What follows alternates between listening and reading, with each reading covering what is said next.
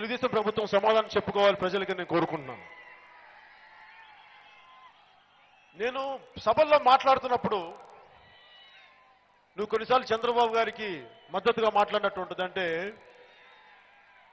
సమకాలీన రాజకీయ వ్యవస్థ నాయకులు ఎలా అయిపోయారంటే ఒకళ్ళొకళ్ళు బూతులు తిట్టుకుంటా ఇదే రాజకీయాలు అనుకున్నారు. రాజకీయాలు ఇలా కాదు.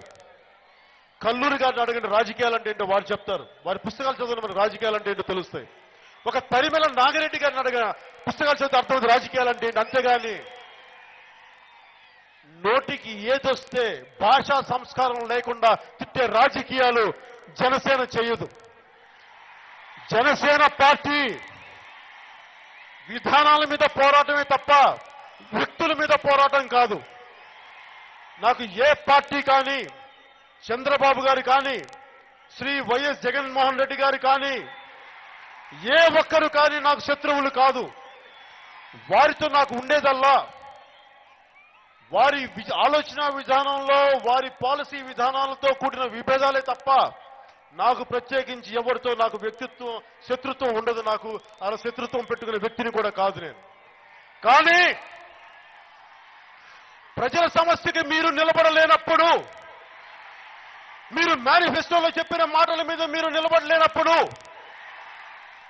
దానిని మీరు తప్పించుకొని మాయ మాటలు చెప్తే మటుకు నేను శత్రువునే, చాలా బలమైన శత్రువుని, చాలా బలమైన శత్రువుని. నాకు పదవులు అవసరం లేదు, డబ్బులు అవసరం లేదు, అధికారం అవసరం లేదు. కానీ ప్రజల సమస్యలు పరిష్కారం కావాలి. అలసిపోయాం. దశాబ్దాల దోపిడీ, దశాబ్దాల అన్యాయం, దశాబ్దాల మాయమాటలు.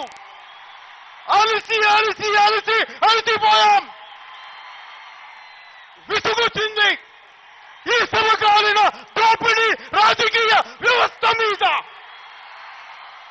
ఇంకెంతకాలం పౌరుషం ఉందా లేదా? మనకి ఉందా? నేను మీకోసం పోరాటం చేస్తున్నాను, మీ తరాల కోసం పోరాటం చేస్తున్నాను, నా కోసం కాదు. నేను చేతులు కట్టు కూర్చుంటే అందరూ నాకు గౌరవం ఇచ్చేవాళ్లే, డబ్బులు వస్తాయి నాకు. నేను ఈ రోజు అన్నింటినీ వదులుకొని వస్తున్నాను రాజకీయాల్లోకి. నాకు సరదా కాదు, నాకు ఎవరితో శత్రుత్వం లేదు. కానీ నా సమస్యలు కాకపోయినా నాకు అందరూ శత్రువులు అయిపోయారు. కేవలం 1972లో ఒక జనరేషన్ రాజకీయ నాయకులు చేసిన తప్పుకి ఈరోజు మనందరం ట్యాక్స్ కడుతున్నాం, మనం అనుభవిస్తున్నాం.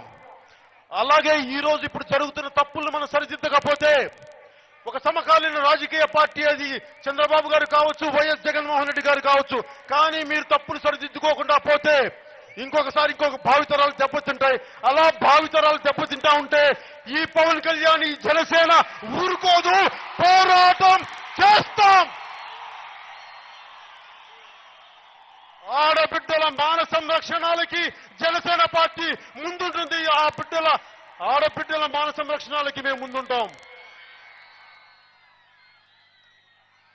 మీకోసమేరా తల్లి, మీరు నా అక్క చెల్లెళ్ళు, మా ఆడపడుచులు, మీరు ఆనందంగా ఉండాలి.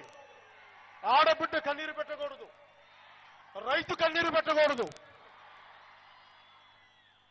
నేను రైతు గురించి మాట్లాడుతున్నప్పుడు నేను ఎప్పుడు జై జవాన్, జై జవాన్, జై కిసాన్ నమ్ముతాను. ఈ రోజున అన్నం పెట్టేవాడు రైతు.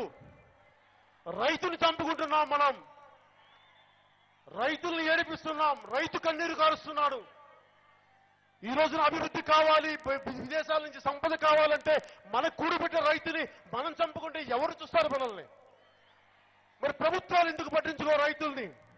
ఎందుకు అనంతపురం జిల్లా ఇంకా కరువు కాటకాలతో ఉండాలి? ఆకాశంలోకి రాకెట్లు విసేసేంత టెక్నాలజీ ఉంది, ఎడారుల్లో పంటలు పండించేంత టెక్నాలజీ ఉంది. కానీ మరి ఎందుకు రావట్లేదంటే మన నాయకులకి చిత్తశుద్ధి లేదు. 5 సంవత్సరాల రాజకీయాల మీద, పదవుల మీద మమకారం ఉంది, కానీ ప్రజల సమస్యల మీద మమకారం లేదు.